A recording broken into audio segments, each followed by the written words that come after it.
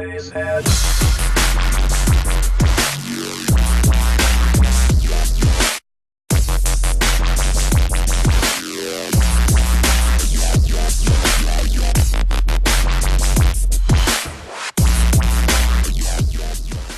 is Monday, January 30th, 2012, and we are reading out of the New York Post. The article is titled, MF Global Client Money Feared Gone.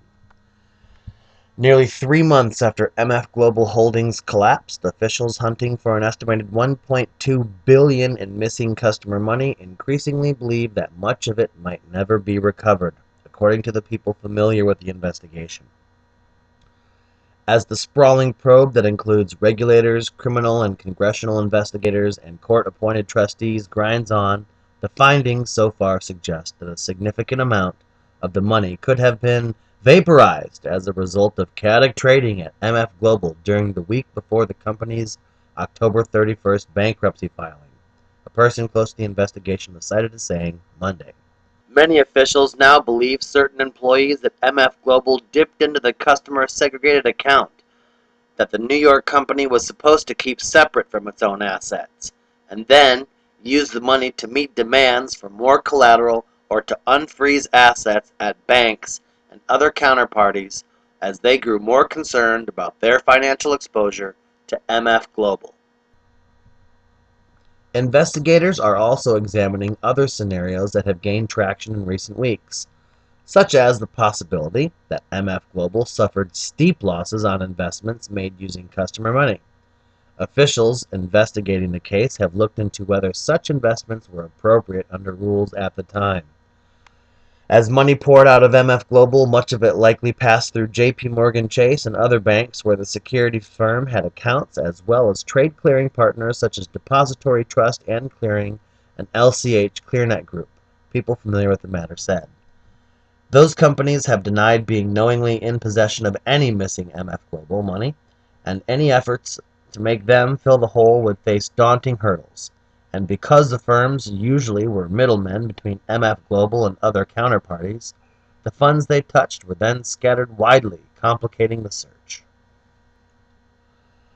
Of the $6 billion kept at MF Global by farmers, hedge funds, floor traders, and other customers when panic erupted over its exposure to European sovereign debt and shaky financial outlook, about $5.3 billion has been located, according to James Giddens, the bankruptcy trustee for the securities firm's U.S.-based brokerage operation. But hundreds of millions of customer dollars are potentially snarled in litigation with other parts of MF Global, including its UK arm, and U.S. officials might never be able to recover those funds. As a result, Giddens believes the shortfall is at least $1.2 billion, though regulators at the Commodity Futures Trading Commission and CME Group, parent of the Chicago Mercantile Exchange and the New York Mercantile Exchange, have estimated the total is smaller than that. Lawmakers have pushed for answers from John S. Corzine, the former New Jersey governor and Goldman Sachs Group chairman who led MF Global into its big European bet and was CEO when the company failed. On Thursday, a House Financial Services Subcommittee will zero in on the securities firm's risk management practices and the role of credit rating firms in the collapse.